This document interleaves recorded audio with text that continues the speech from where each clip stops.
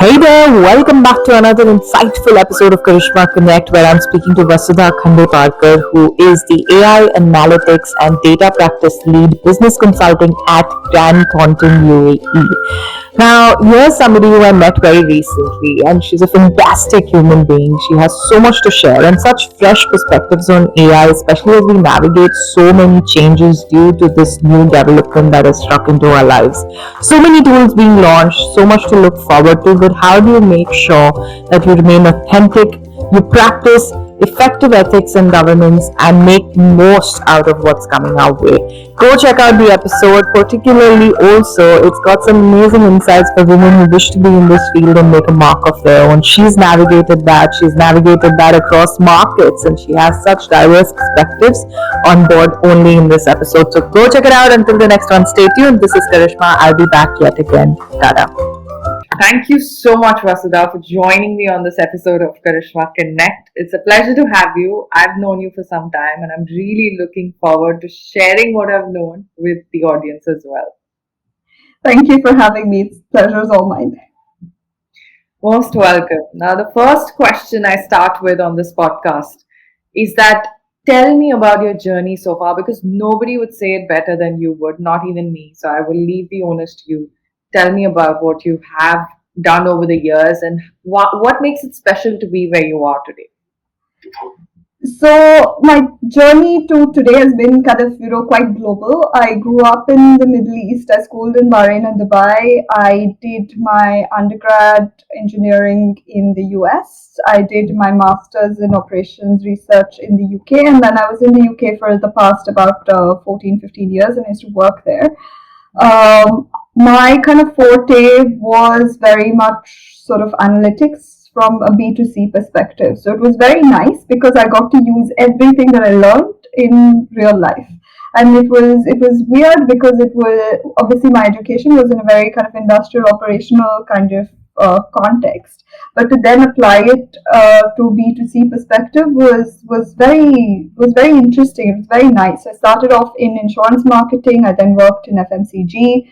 I then worked for an information marketing technology firm actually, and they used to kind of enable customer comms across sort of email, SMS, push notifications, etc.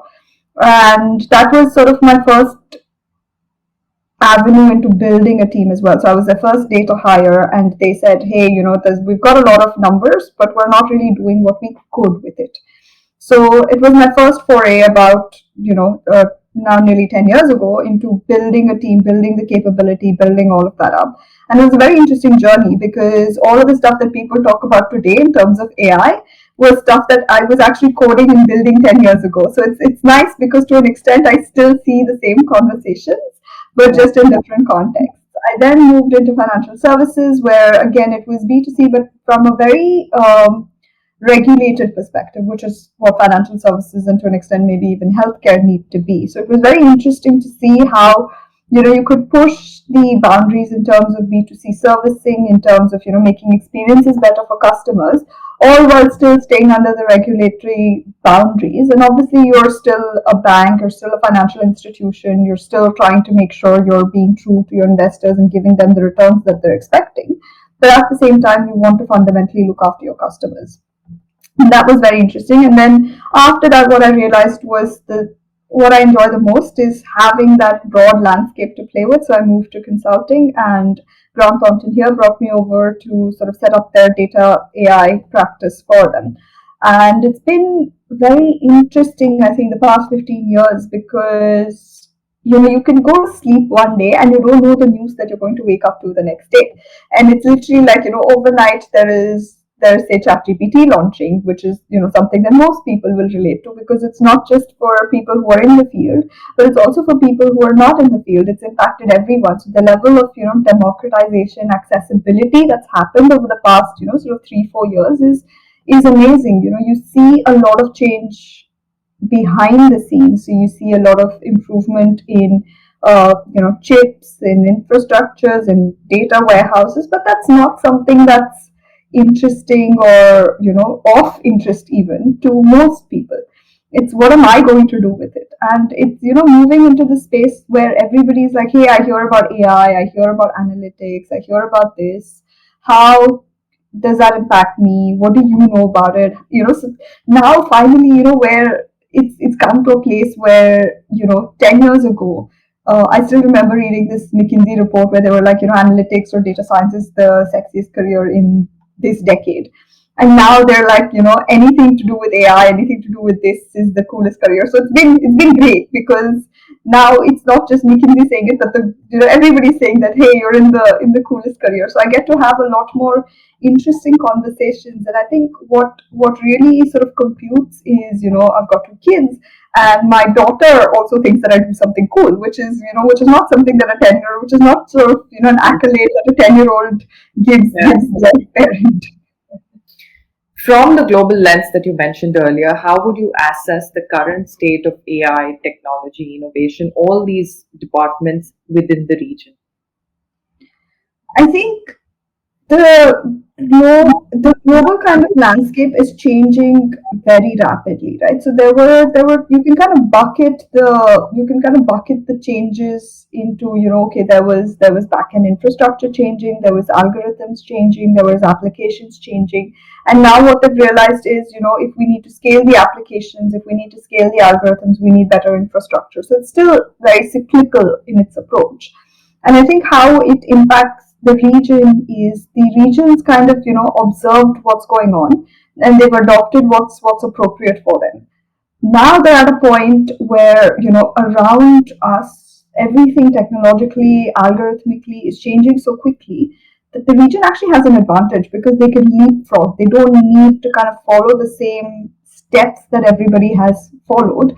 They can actually just pick what is right for them. And, it needed to get to a stage where you're not, where everything that you're doing is not permanent, because technology changes. So today, I think the region is at a huge advantage, because they have the ability to pick and choose the ecosystem that works for them, and they can actually avoid some of the mistakes, some of the expensive investments that a lot of other industries, a lot of other geographies have had to make, because they've been trying to push the envelope. So today they can go, hey, hang on, the rate of change, the rate of innovation is much shorter as well.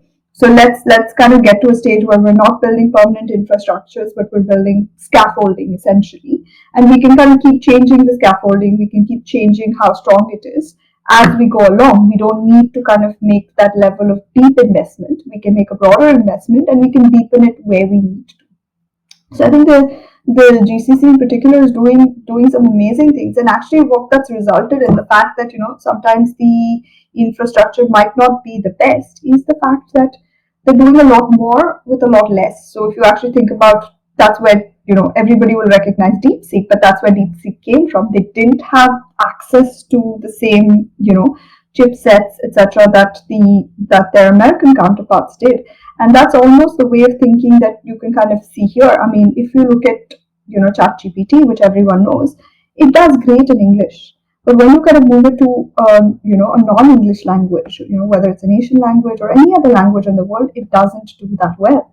But actually, if you look at the models that are being developed over here in the UAE, for particular, like you look at Falcon, you look at the ones that are coming out of G42, they are so good. They are fantastic at dealing with non-English languages, and I think that's where the innovation will actually happen, and you'll see a lot more kind of coming out, because if you look at the patterns in English, they're very different to the patterns in other languages.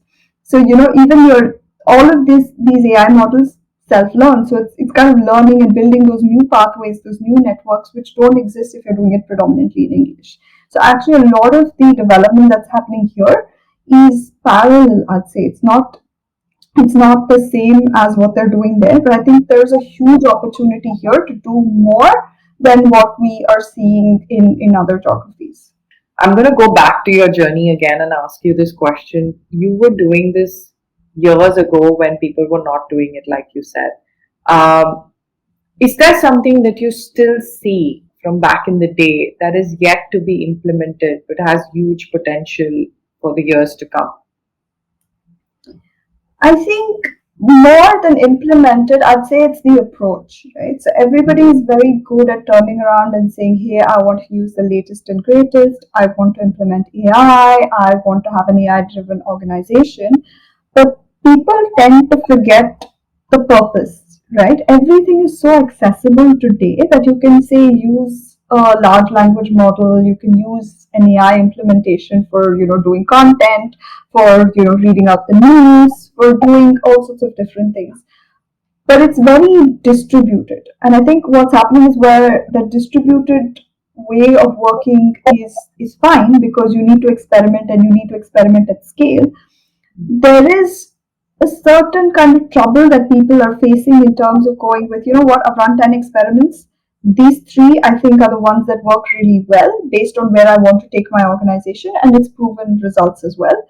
I'm going to double down and I'm going to go deep. People still continue kind of staying broad. They're not willing to. The part of experimenting is you fail and fail fast, and you ignore you double down on where you win. And I think just that the level of kind of application and understanding, how they can take the organization along, what works for their organization, is something that's missing. It's great that they're doing this level of broad change, but again, if they really want that return on investment, they want to see the growth. It is going to come from those deep investments that they make into specific areas. And I think that's something that over the 10 years the algorithms have changed, the technology has changed, it's become much easier to adopt all of this, so it's much easier to do those broad experimentations. But I think where organizations are still struggling is in moving from that experimentation mode into an operational mode. And I think that hasn't changed. And if I am to ask you, what is the most ideal approach that these organizations can then take, and what should they keep in mind as considerations? What would you say to that? I think it's the one thing to remember is this landscape is going to keep changing, right? There's always going to be something new tomorrow. But until you kind of realize, okay, how you can use it, how you can implement it, it is going to take time. So you've already run these user cases, you've already done these experiments. What's working for you? What is your vision for your organization? How do you want your customers to think about you? Once you've kind of got clarity on that in terms of where you want to get to over the next 12, 24, 36 months, it becomes much easier to see, okay, fine, these are the things that are working. This is where my organization is headed, and this is how I'm going to put the two together. And it's also about not being worried, right? So yes, technology is changing. What if I invest in this and tomorrow it becomes obsolete? It is going to become obsolete. Let's be very honest. And everything and anything you do today, in 12 to maybe 12 months time, maybe 60 months time, if you've got if you're lucky, it is going to become obsolete.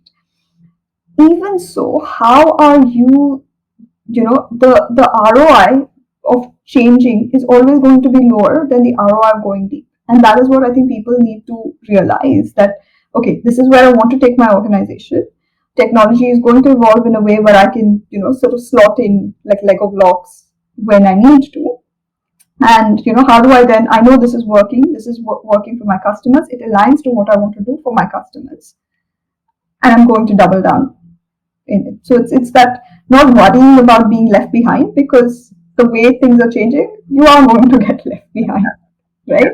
From maybe your technology stack. What you don't want to get left behind in is the way in which you're having that conversation with your customers, the way in which you're running your business. That is more important to stay at the forefront of, rather than say having the latest NVIDIA chip, because you're not going to be using it in the way that it should be used. So is that investment even worth it? Yeah, very true.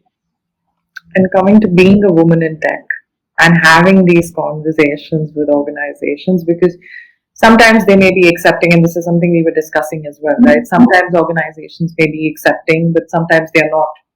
Yeah. And not just that, being predominantly the field has been dominated by men for quite some time. What does that mean? What has it been for you as a woman leader in tech?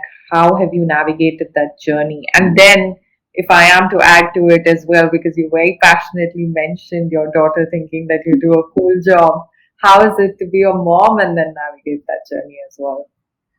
So I think it's obviously you see a lot of what's interesting is when I used to work in the UK, there was a lot of homogeneity in the people that would sit around the table, right? Yes, obviously it's male dominated. You have more conversations with men. You have all of those different things. But I think what you learn is a way of communication. So how do you get your point across? How do you get your thoughts across? How do you kind of stand up for yourself and for your ideas, your viewpoint in that table?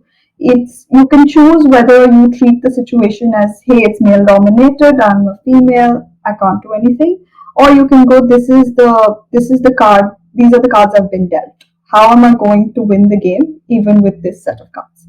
And that's the second is what I choose to go with, right? Yeah, it's fine, but how do I kind of navigate around it? Okay, so what is, and I always think about, okay, personality types, what is the conversation that, what is the way of presenting the information that will work for this person? What else do I need to do? Who are the people around him who have his ear? Who else do I need to convince? And I think that to an extent comes very naturally to most women, right? We're so used to, and kind of going into that second question, I think, you're so used to negotiating with the kids that, you kind of almost bring that subconsciously into the workplace, like, hey, I know that if I tell you you can have your candy after you finish your homework, then that kind of usually tends to work. Or you can't do screen time because it's not the weekend. You kind of negotiate with them. And I think more than women, I think being a parent helps a lot. And I think you learn, you observe other people, you kind of see what works, what doesn't work, and the natural kind of that empathetic lens kind of comes a lot easier to women. And it's just when you're sat on a table, even if you're the only female in a table of 15, table of 20, that's fine. That's the table that you're sat at. That's your career. You chose to sit at that table. And so it's who, once you kind of get out of going with, okay, it's male dominated, it's female dominated, and it's very important because it becomes important in the way you write your algorithms, for example, because it's not just females, right? If you have me, I will have certain biases and I will code with those biases. I need more than one person to kind of bring that complete 360 perspective on something to make sure that it's written in a neutral fashion. And then people use it in the way that they use it. So, yes, it's important. You need more representation, you need more diversity, you need more diversity of thought, of approach, of everything across the board. So, it comes to how we can encourage kind of, more girls to kind of join in, which is great because my daughter, like I said, thinks that I'll do something very cool. So she's like, hey, you know how to code. So instead of actually pestering me to, send her to a class or enroll her in a class where she learns coding, she's like, hey, can you teach me? Can you sit down with me? Can you explain how this works? How do I need to break down this problem? And I think what it's done is it's kind of shown her that she can do, she can do whatever it is that she wants to do. And given that I've navigated similar workspaces and I've navigated similar kind of industries, I can then kind of tell her, hey, this works well or this doesn't work well, or these are some of the questions that you will get asked. So when you're presenting an answer, these are the things that you need to think about, or say you play a game in a certain way. How does the other person approach the game? So how are you going to make sure you deal with that difference in perspective? So I think it makes for very interesting, I'd say, dinner table conversation as well as very interesting interactions, right? So it's a lot easier today convincing my child about why she needs to, do something than it was, I'd say, a couple of years ago, not just because she's older, but also because she now understands and the industry I work in has become so much more accessible for everyone. And it's not just her, it's across the spectrum, right?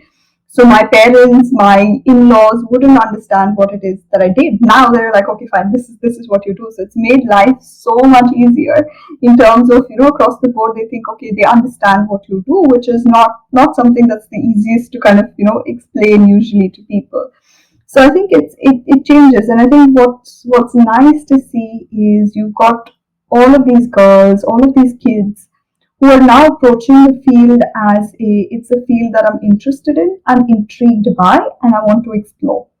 And the fact that there's a gender imbalance and all of that doesn't come into the equation. And I think it's a great field to work in because to an extent it's also been democratized by, okay, now you can work across the globe, everybody has access to this a lot of the similar kind of infrastructures and facilities that they need to have access to. And I think it's great, that they can all kind of come in, and there's no sort of code club in school, for example, isn't has a lot of girls, has a lot of boys, which is nice.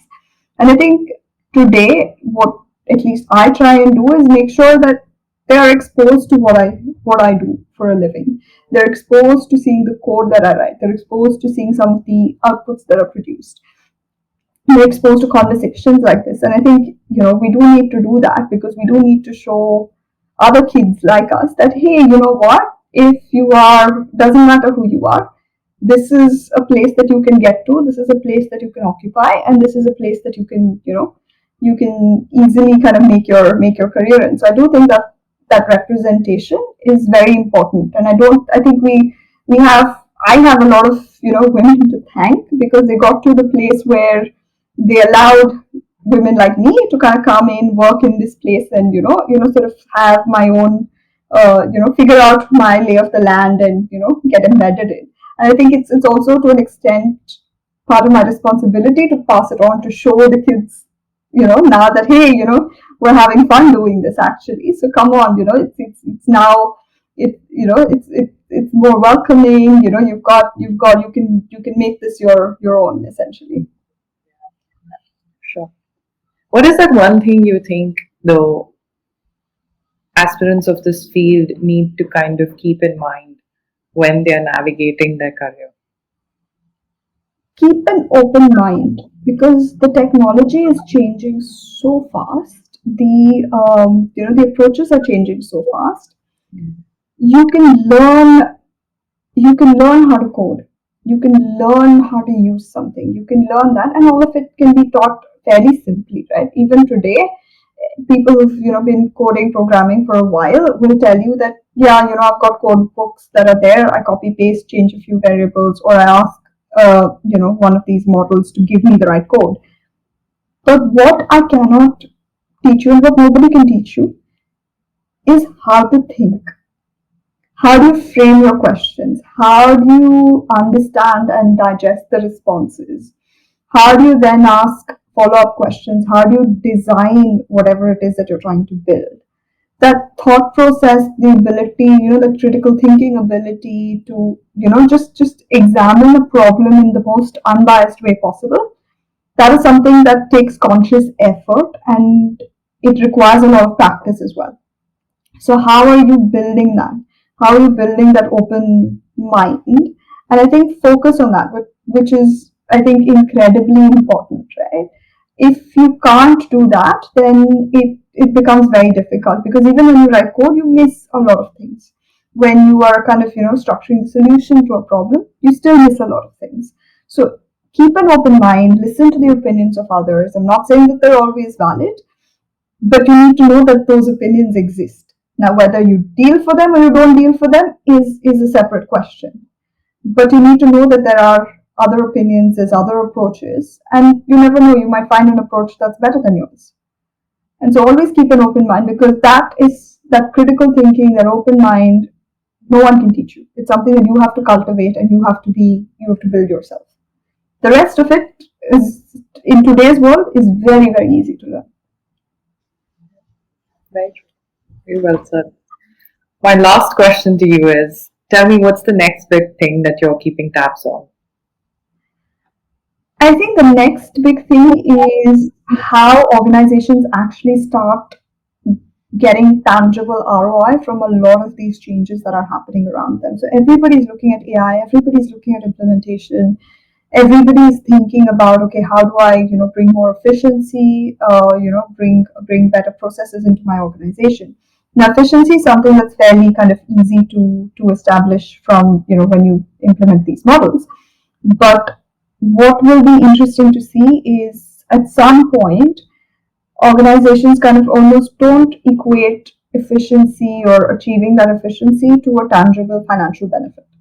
So it's the ROI in terms of a tangible financial benefit, which will start sort of slowly coming through. And I think for me, that's very interesting, because I think, as I said at the top of the conversation, that application really, really interests me. So the algorithm is cool, but how many of us really need to build another large language model. It's how are we going to use it to get to the outcomes or the outputs that we wanted to. So actually seeing that transition from this exists to how are we going to use it and how are we, as a business ultimately going to make money from it is going to be very interesting, because things are changing so much that it's very easy for people to, just get attracted by the latest shiny thing.